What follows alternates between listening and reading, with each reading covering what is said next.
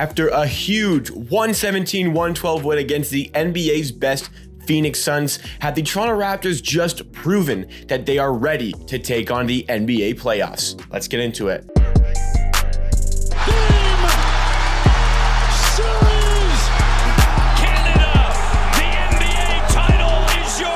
What's going on, everybody? It's Jacob here with Amateur Hour Sports, giving you another Toronto Raptors YouTube video, this one to react to that huge win against the Phoenix Suns. We do 3 to 4 of these Raptors videos every single week, so if you want to keep up to date with those, make sure you are subscribed to the channel. We're on a road to 9,000 subscribers, and you can help us get there. Would really appreciate it. Just takes you a second, but let's get into our video for today, talking about that big win against the Phoenix Suns, the Raptors. They went into that fourth quarter with a nice 14-point cushion, which quickly evaporated. The reason for that being, I would say mostly the Phoenix Suns were hitting just some ridiculous shots. I mean, best team in the league, they're going to do that. The Raptors started to falter a little bit on offense, and there was some really tough officiating against the Raptors in that fourth quarter, I felt. But for the most part, I felt like the officials were just bad in general. It just seemed to pile up a little bit on the Raptors late on in the game. But it all changed. The Raptors, I mean, the adversity that we felt all throughout this was Phoenix hitting those shots, the officiating, the pressure here, the Raptors really needing this win to try to get themselves into that 6th spot to avoid the play-in tournament by any means necessary. This really had the feeling of a playoff game. The pressure mounting and the tension of this one really had a playoff feel, at least for the Raptors. Not sure how Suns fans felt. I mean, this is probably just another loss for that team. They don't lose many games, so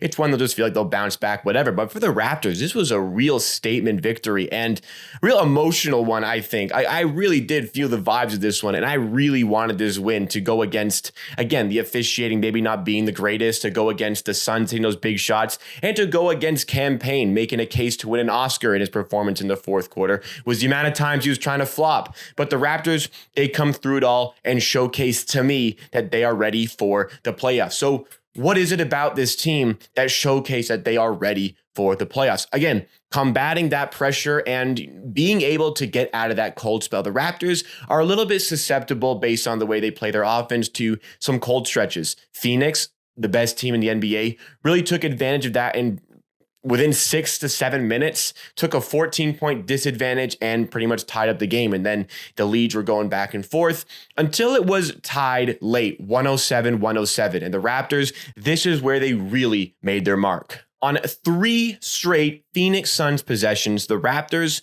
showcased that they can rely on their defensive foundation to get the stops they need to go and win the game. 3 straight possessions, the Raptors forced a turnover. It was crazy. On the 4 straight possessions, we'll add in a 4th, Cam Payne bricked a 3, which is really funny because he was flopping everywhere, and then late on the game, missed a 3. Next possession, he turned the ball over after some great defense from Fred VanVleet, some great defense by Gary Trent Jr., where he turned into 2 points on the other end. Then Devin Booker, we doubled Devin Booker with Gary Trent and Khem Birch. He turns it over. The Raptors go the other way, get an easy 2. Then again, we doubled Devin Booker, who couldn't handle the heat here.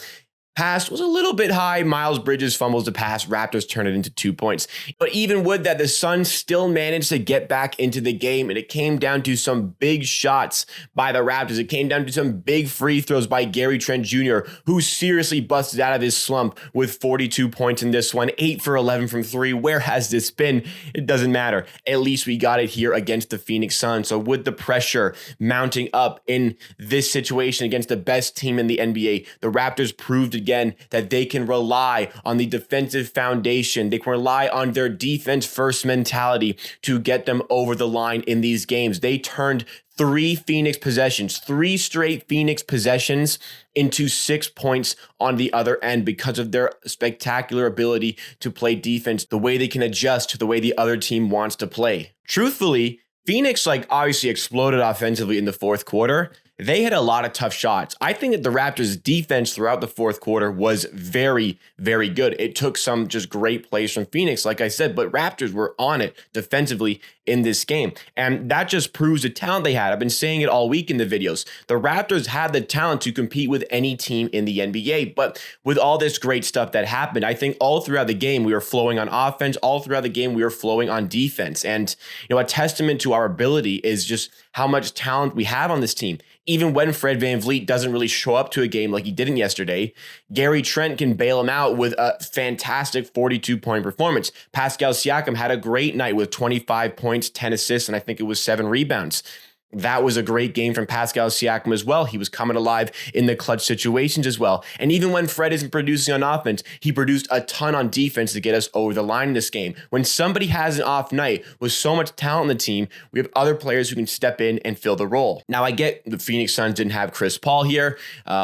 It is what it is. You can only play whatever the team throws out at you. The Raptors didn't have OG Anunoby. That's not really a comparison to Chris Paul, but teams fight with injuries. It is what it is. Like, what am I going to do? We can't. They don't have Chris Paul. We had to play the game still, and the Raptors still got it done in the game. Great stuff all the way through, especially in that third quarter. Shout out Precious Achiuwa for the way he's been playing off the bench. Really, really liking him. And shout out Khem Birch for coming in late and stepping up when we really needed him. Because even though there's a lot of good things about this game, there were a couple of problems that I think I can address about this one as well. The first one being the Phoenix Suns being the best team in the league.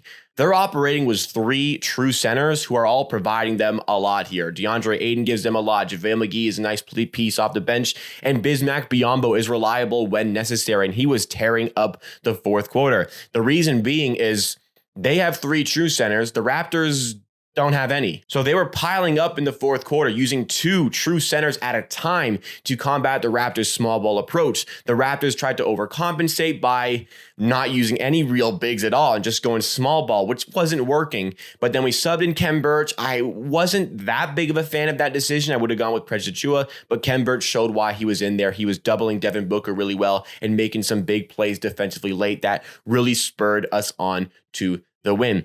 Another problem that we can address from this game is that the Raptors, we know they can compete with the best teams in the league. They've beaten the Milwaukee Bucks in Milwaukee. They've beaten the Miami Heat in Miami. They've beaten the Phoenix Suns in Phoenix now. They've beaten the top seeds in the East and West. Like, they know how to win these games against good teams.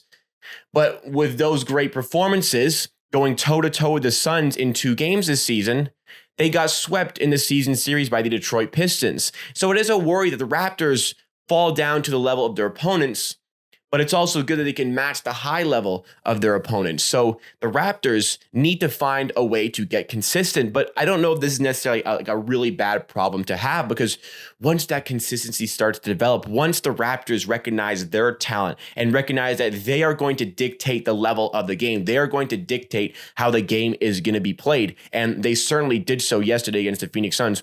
Once they can bring that energy and bring that mentality to the lesser opponents, not to be disrespectful, but, truthfully, the lesser opponents like the Detroit Pistons and the Orlando Magic, as soon as they are able to capitalize on those things, they are going to be able to get to the next level. And that's why I've been saying that the Raptors could honestly be a nightmare playoff matchups for opponents. The way they can match up like this, the way they played against the Suns here, it was spectacular to watch. It was one of my favorite games of the season. Top 2 up there with the away win at Milwaukee, like I mentioned. This is a vital stretch for the Raptors. I said it in yesterday's video, a vital stretch where we have this West Coast road trip, then we come back to the East, and we have some really difficult games there as well. We're now 2 games back of the Cleveland Cavaliers. We have 6 more games in this tough stretch before we play the Cavaliers, which is also a tough game. You've got the Nuggets tonight, which is going to be a real contest, a real tough one against, I think, the best player, the MVP right now in Nikola Jokic. Then you got to go to the Crypto.com arena for 2 games against the Lakers, Clippers.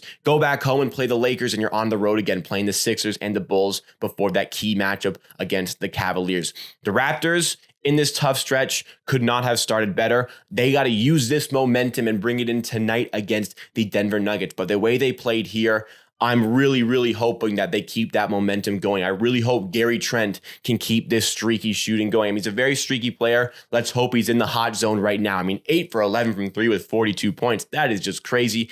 3 40-point games for the Raptors since we acquired him from the Trailblazers. I mean, every time you watch Gary Trent play like this, it just reminds you of how much the Raptors won that trade with the Blazers. So hoping for the best tonight. I mean, after beating the Phoenix Suns, the Raptors have showcased they can beat any team in the NBA. Let's go Raps. Let's get it done tonight against the Denver Nuggets. So what did you like and what did you not like about the performance against the Suns? And how do you think tonight's game against the Nuggets will go? Let me hear your thoughts and opinions in the comments down below, because that is it for me for today. Thanks so much for watching this video. Really do appreciate it. Be sure to drop a like if you enjoyed. Supports me that little bit extra and completely free and timeless for you to do. And make sure you're also subscribed to the channel if you're new, for 3 to 4 Toronto Raptors videos every single week. If you want to join our watch parties, we watch along every single Raptors game on Twitch at twitch.tv/amateursports. The link is in the description. We get started every game 30 minutes before the opening tip. I hope to see you there tonight. If you've never been before, give it a try. See how you like it. Would really appreciate it. See you again next time for another video.